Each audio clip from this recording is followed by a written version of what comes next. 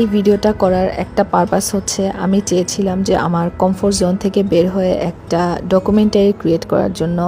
So সকাল সকাল আমি রেডি হয়ে বের হয়ে গেলাম ইউনিভার্সিটির উদ্দেশ্যে। ব্র্যাক থেকে যেহেতু এখনও কনভোকেশন নেইনি, আমি এখনও ব্র্যাকের স্টুডেন্ট, আর আজকে ওয়েদারটা খুবই ভালো ছিল। আমি যেতে যেতে দেখি যে অনেক বৃষ্টি। সো আমি দেরি না করে লাইব্রেরির দিকে চলে গেলাম। লাইব্রেরির প্রথমে যেই সেকশনটাতে আমি বসি ইউজুয়ালি গিয়ে, সেখান থেকে যেহেতু উইন্ডো পার্ট সেটা একদম ক্লিয়ারলি ইস্ট ওয়েস্ট ইউনিভার্সিটি দেখা যায়। সেটা হয়তো আরেকদিন আরেকটা ভিডিওতে দেখাতে পারবো।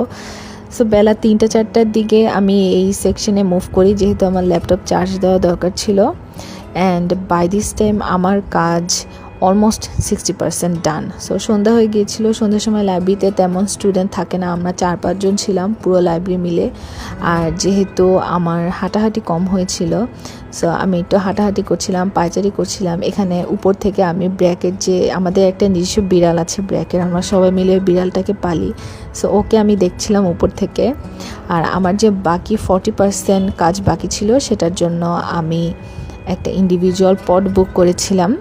আমার এখনও মনে আছে, আমার যখন ব্র্যাকে পরীক্ষা থাকতো এবং অফিসও চলতো অ্যাট এ টাইম, তখন আমি অফিস থেকে 1 ঘন্টা আগে এসে এই পডগুলা, যেহেতু আমার 1 ঘন্টা আগে বুক করা থাকতো, সো আমি এখানে এসে পড়তাম। সাউন্ড প্রুফ যেহেতু রুম ছিল, একটু জোরে জোরেও পড়া যেত। আমি এখান থেকে পড়ালেখা করে তারপর পরীক্ষা দিতে যেতাম। সো লাইব্রেরি খালি ততক্ষণে আমি বাসার উদ্দেশ্যে রওনা দিলাম। এবং বন্ধুরা দেখতে পাচ্ছেন আমি একটি টেসলায় উঠেছি, যে আমাকে রং সাইড দিয়ে তাড়াতাড়ি করে বাসায় পৌঁছে দিল। এবং ভিডিওটি এখানেই শেষ হলো। ধন্যবাদ।